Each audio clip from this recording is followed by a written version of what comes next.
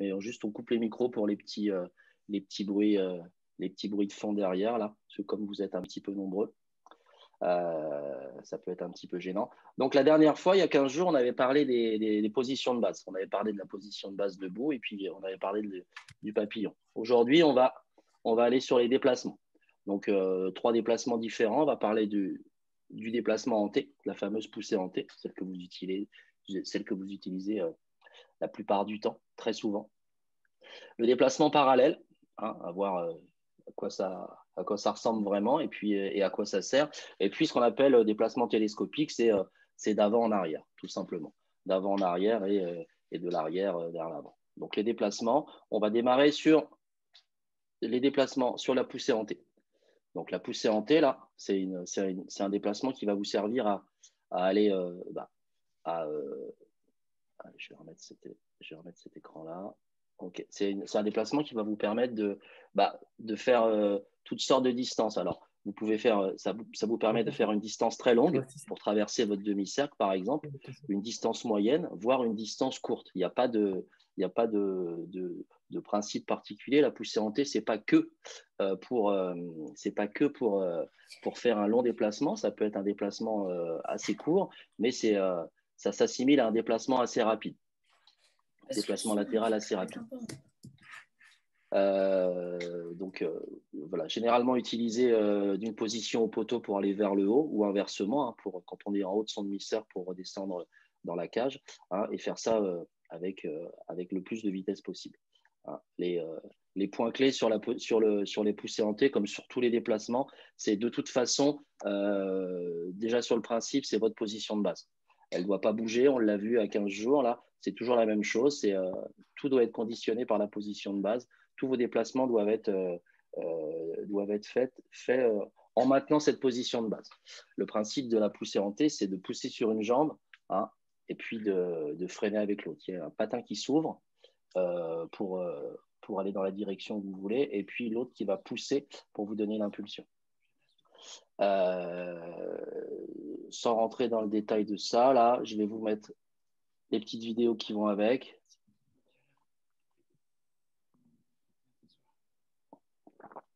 Voilà. Je me permettrai d'arrêter. Là, volontairement, j'arrête. Ah, vous avez vu, là, à chaque fois, on revient à la position de base. La position de base, elle ne bouge pas. Hein. On est toujours jambes fléchies, le haut du corps, le tronc légèrement penché vers l'avant, les gants devant, comme ce qu'on avait vu sur la position de base.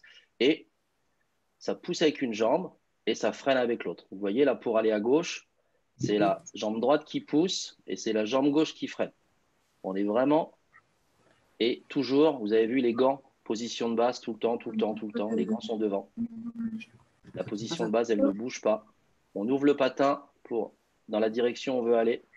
C'est une jambe qui pousse et l'autre qui freine. On ne freine pas avec les deux jambes, c'est une jambe qui pousse et l'autre qui freine. Et dans ma chambre. position de base, tout le temps, tout le temps, tout le temps. Une autre petite vidéo, un peu plus courte. Voilà. Là, on a vu le principe de base, hein, le déplacement, la poussée en T type. Là, sur les déplacements en diagonale. C'est l'utilisation de la poussée en T pour sortir de sa cage, monter ou revenir.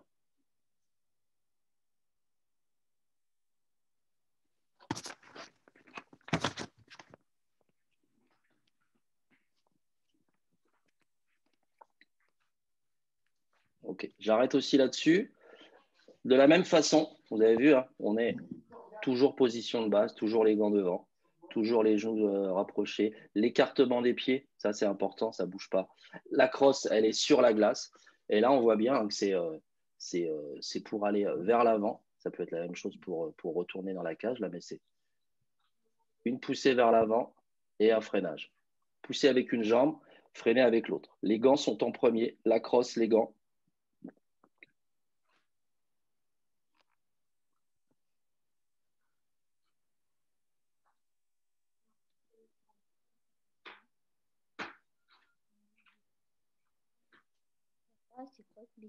J'ai pas de connexion dans ma chambre.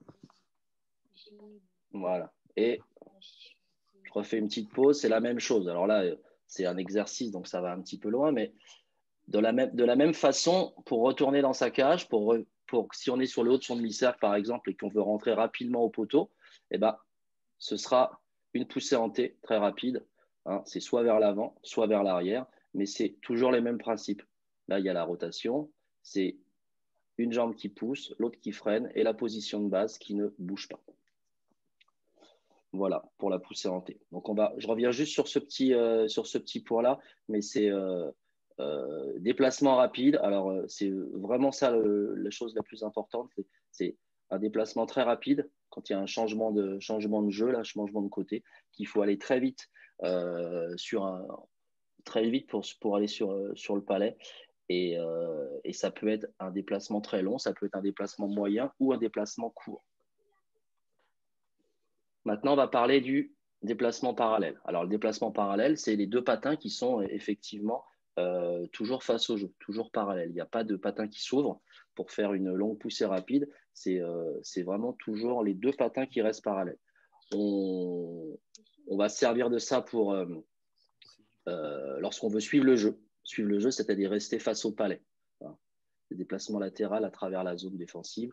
Il est important que vous restez bien en position de base. Ça, c'est la même chose, hein, c'est-à-dire l'écartement des pieds, les genoux fléchis, les gants avancés, la crosse devant vous, et pour être capable d'être toujours face au palais. Ce qu'on dit face au palais, là, ce qu'on appelle square, c'est-à-dire vraiment là, être entre le palais et sa cage.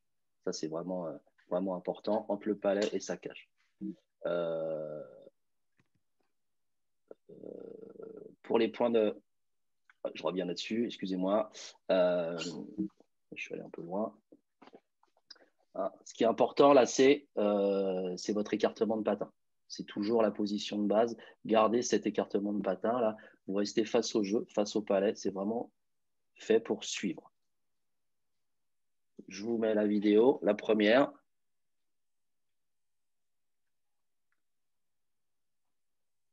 Ça va assez vite. Elle est assez courte. Ah.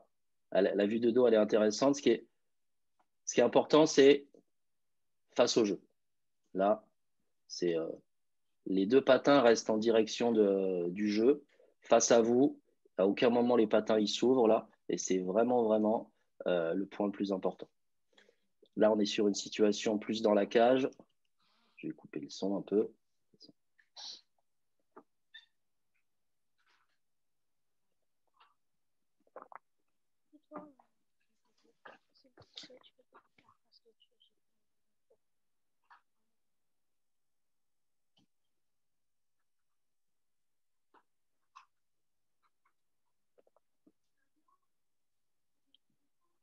Alors, là, on est position de base. On est dans la cage, en haut du demi-cercle.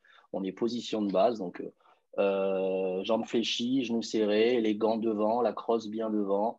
Le haut du corps, il est bien droit. On a les yeux qui sont focalisés sur le palais.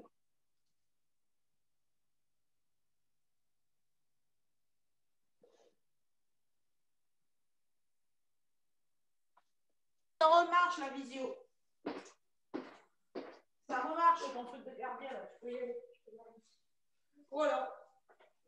Voilà. Bon. Ouais, il n'y a plus que nous qui pas pour. Ouais, Marie, je vais en parler. Voilà. On fera livrer. Je sais pas, on n'est pas encore.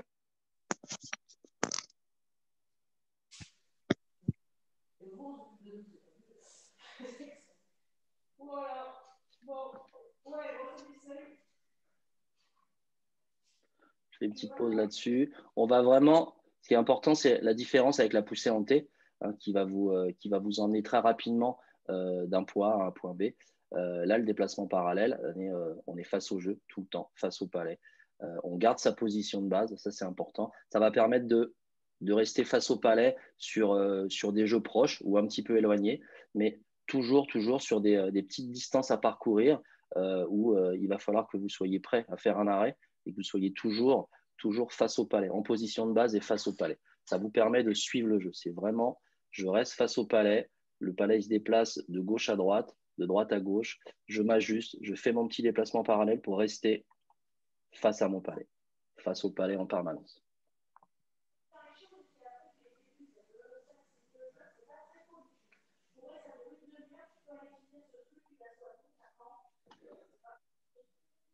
Sur ce déplacement-là, c'est la même chose que pour la poussée en T. Hein. C'est une poussée avec un patin et freiner avec l'autre. Sauf que la différence, c'est qu'on reste avec les deux patins très, très parallèles. On ne modifie pas l'écartement des patins.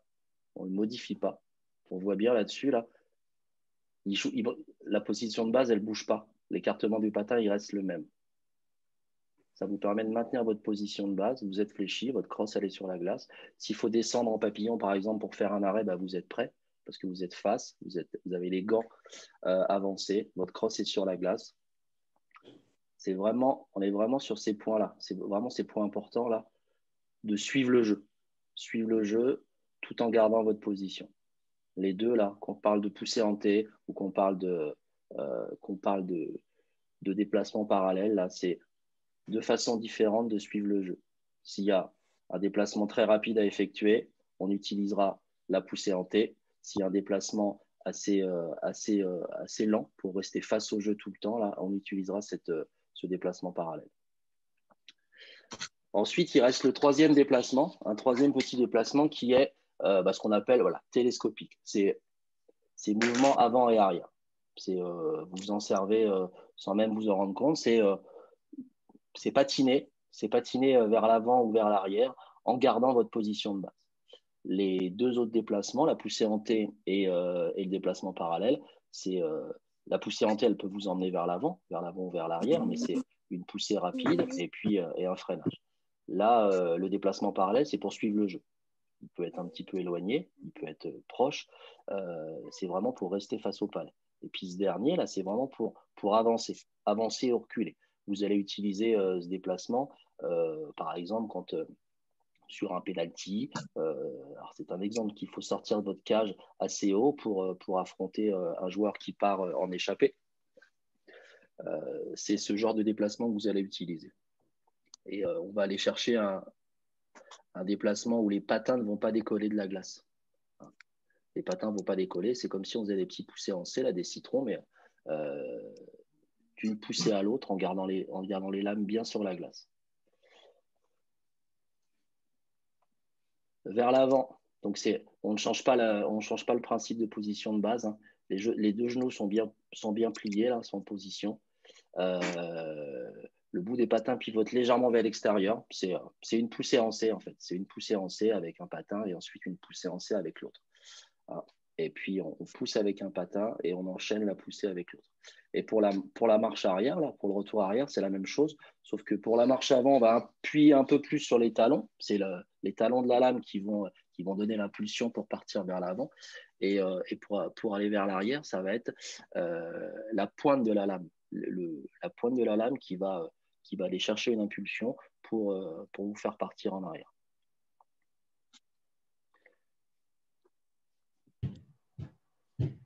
Je vous mets une petite vidéo. Je pense que j'en ai deux.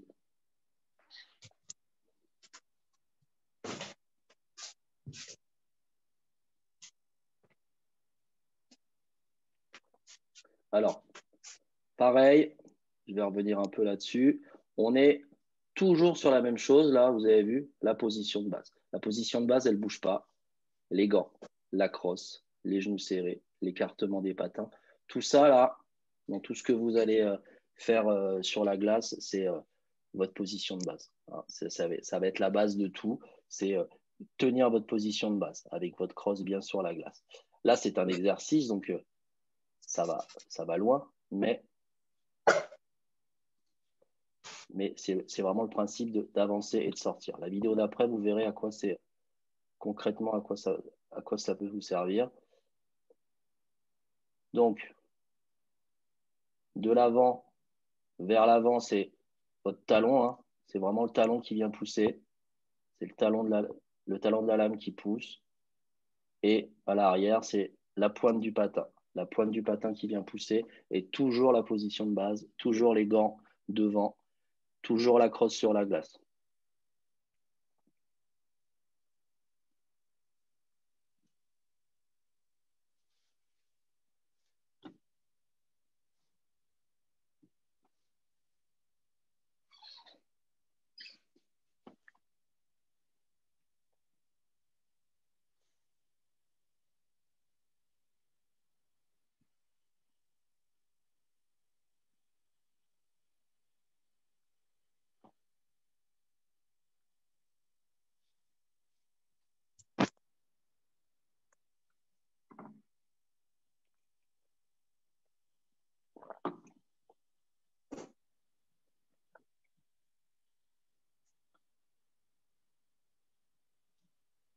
pense qu'on a bien vu. On n'a pas suffisamment de démonstrations. J'enchaîne sur celle-là. Le genre de situation que ça peut, où vous êtes amené à utiliser ce déplacement-là, cette poussée-là, c'est vraiment de l'avant à l'arrière en gardant de l'avant à l'arrière ou de l'arrière vers l'avant, en gardant votre position de base. Petit exemple, là, mais il n'y a pas de situation de jeu, mais je sors de ma cage, hop, et je reviens doucement. Pousser comme s'il y avait une échappée, un joueur qui part en break, hop, j'avance pour challenger le joueur et puis je recule doucement en position pour rester face à lui et fermer mes angles au fur et à mesure. Pareil dans l'autre sens. Je pousse, comme ça, je reste bien face au jeu. Vous avez vu, il n'y a pas trop d'ouverture. Les gants, ils sont bien placés. La petite position de base, elle est parfaite. On avance pour fermer les angles. Hein. Il y a un joueur qui arrive un petit peu en break, en échappée. Et puis, je reviens toujours en position, en poussée en C, en position de base, dans ma cage.